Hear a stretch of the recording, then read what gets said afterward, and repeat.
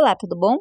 Hoje nós vamos falar sobre estado nutricional de crianças e adolescentes com síndrome de Down, um artigo elaborado através de revisão integrativa. Bom, como você sabe, aquele ditado de que você é o que você come já não é mais um ditado simples. Nós temos agora na ciência uma evolução muito grande que comprova realmente que, através da nutrição, há necessidade ou a possibilidade de você melhorar seu desempenho, ter melhor capacidade física, melhor capacidade cognitiva e em algumas parcelas da população, como no caso da síndrome de Down, também pode se apresentar um grande desafio para a qualidade de vida. Então, nós vamos apresentar hoje o artigo desenvolvido pela Berthe Rupping Song, a Paula Manfred e a Isabel Fernandes de Souza, avaliando justamente através da literatura, e a gente vai conversar um pouquinho, você vai entender como esse material de revisão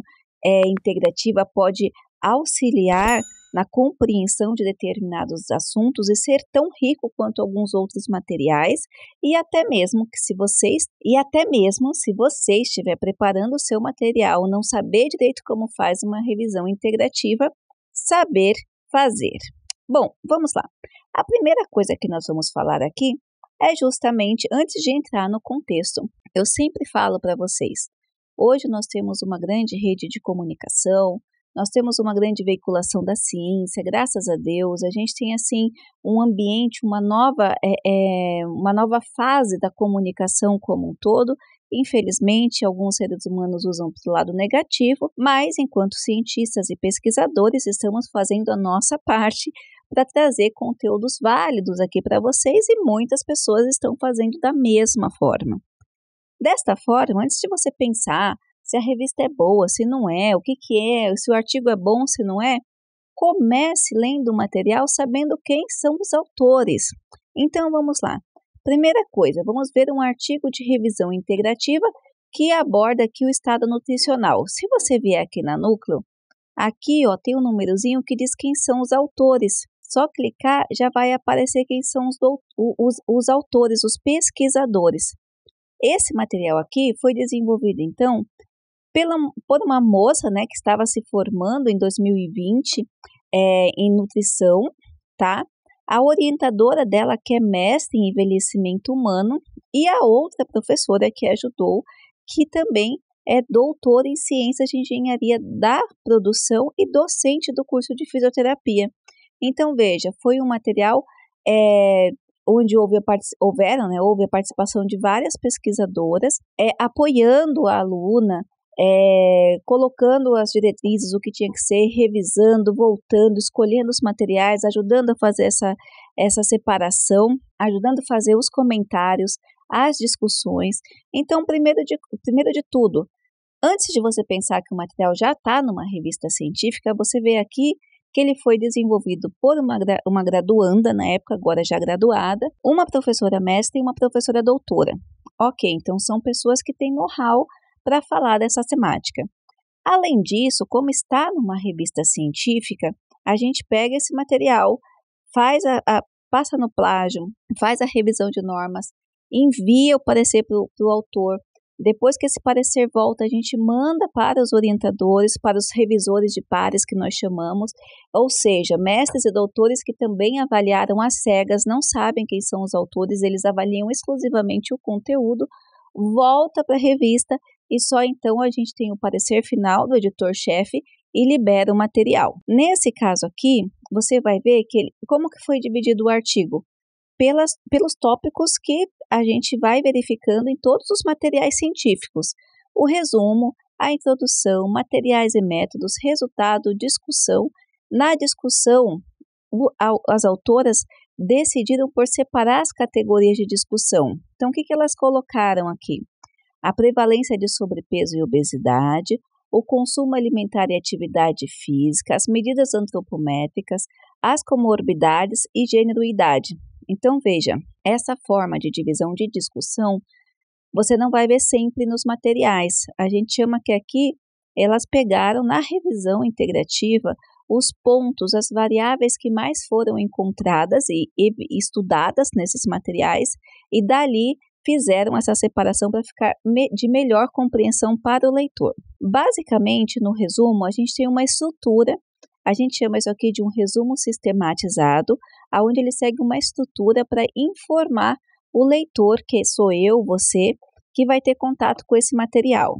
Então, qual é o resumo? A obesidade é uma doença crônica definida como acúmulo anormal ou excessivo de gordura corporal devido ao balanço energético positivo. Porém, a epidemia é pouco estudada em pessoas com síndrome de Down. A população com síndrome de Down é mais suscetível a desenvolver sobrepeso e obesidade, atingindo de 1/3 a metade da população. Quais foram, então, o objetivo desse material?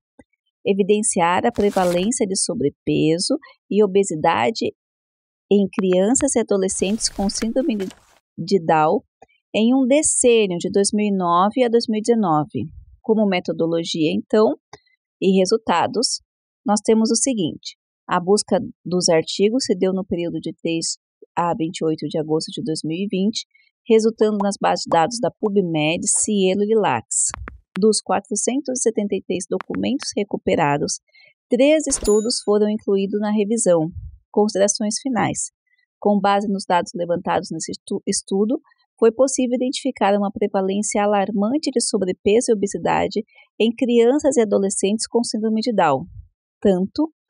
Tal quadro acomete indivíduos com síndrome de Down saudáveis e com comorbidades de ambos os sexos, independendo da idade e o grau de deficiência. E aqui a gente tem as palavras-chave que servem, se você for no Google pesquisar síndrome de Down, obesidade e síndrome de Down, são essas palavras-chave que vão fazer com que os buscadores tragam. Note aqui que ela pesquisou em bases de dados específicas, então isso não significa que todo o material do universo ela conseguiu investigar. Não, com as palavras-chave específicas que as autoras delimitaram, veio essa quantidade de materiais e eles foram revistos. Lembre, esse material ele é de saúde, eu sempre falo que tem uma diferença entre saúde e humanas, tá?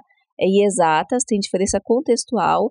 Então, ele é um material de saúde, vai direto ao ponto, tem que ter citação em todas as partes, porque o autor ele tem que trabalhar com fatos, com evidências. Aí aqui elas falam sobre os materiais e métodos que elas realizaram. Então, colocam quais foram as palavrinhas ou os descritores que elas colocaram nas bases de dados, os critérios de inclusão e de exclusão dos materiais, ou seja, quais materiais que elas coletaram, quais que elas não consideraram, por quê. Fizeram aqui o fluxograma dos materiais encontrados e dos artigos selecionados. Aqui elas colocam a quantidade das bases de dados, aplicando aqueles parâmetros de busca. Aqui o resultado dos 13 materiais, então elas dividiram muito sabiamente entre o autor, a amostra de estudo, para dizer com quantas pessoas, então uma das características dessa revisão integrativa foram estudos aplicados, metodologia, o objetivo do estudo e os principais resultados. Aí, por fim, a gente tem a discussão aqui. Como eu falei, nesse caso, elas pegaram todos os 3 artigos, separaram as variáveis que foram encontradas para colocar a discussão. E aí colocaram a prevalência de sobrepeso e obesidade, o consumo alimentar e atividade física, as medidas antropométricas, as comorbidades e suas associações, gênero e idade e, por fim, as considerações finais. Então, depois do desenvolvimento desse material todo, dessa pesquisa, dessa separação por variáveis, o que elas conseguiram encontrar, então? Os resultados principais foram os seguintes. Com base nos dados levantados nesse estudo, foi possível identificar uma alta prevalência de sobrepeso e obesidade em crianças e adolescentes com síndrome de Down. Tal quadro acomete indivíduos com síndrome de Down saudáveis e com comorbidades de ambos os sexos, independendo da idade e o grau de deficiência. O principal fator para essa tendência de ganho de peso excessivo foi inconclusivo, pois as combinações de alterações metabólicas são distintas e individuais. Alguns determinantes prováveis são a taxa metabólica basal diminuída, níveis de atividade física baixo e padrões dietéticos desfavoráveis. O monitoramento precoce diminui o risco de se desenvolver implicações médicas futuras. A predisposição ao ganho de peso e os riscos de saúde associados, combinados com a vulnerabilidade dessa população, exigem intervenções efetivas a fim de prevenir o agravamento das condições físicas e fisiológicas. Sendo assim, a inclusão de padrões dietéticos saudáveis, conciliados à prática de atividade física, é essencial para a saúde e para uma maior qualidade de vida desta população. Contudo, a obesidade é um fator de risco para várias outras comorbidades que se acentuam em indivíduos com síndrome de Down, podendo ser observada a partir da primeira infância. Planos de intervenções são fundamentais para melhorar o estado nutricional e recuperar a qualidade de vida. Então você percebe que num estudo acadêmico científico, toda a energia, todo o foco, ele vai trabalhar numa questão, numa resposta, numa investigação. Então, nesse caso, esses padrões eles foram medidos exatamente nessa população. Porque eu vejo alguns comentários, às vezes, as pessoas falando, mas não é só na pessoa de síndrome de Down, tem que considerar outras coisas também, o que você acha? E, na verdade, na ciência não tem acha. A gente tem núcleo de pesquisa, campo de amostra, método de investigação. Então, para esse estudo aqui, um trabalho muito bem feito, para você que está estudando nutrição, para você que tem alguma ligação com alguma pessoa ou acompanha a síndrome de Down, ou ainda para você que quer saber sobre essas questões de obesidade, ou ainda fazer uma revisão integrativa, eu convido você a olhar esse material na Núcleo do Conhecimento, Revista Científica Multidisciplinar Núcleo do Conhecimento. Realmente ele está muito bom e merece sua atenção, tá certo? Eu espero ter ajudado hoje.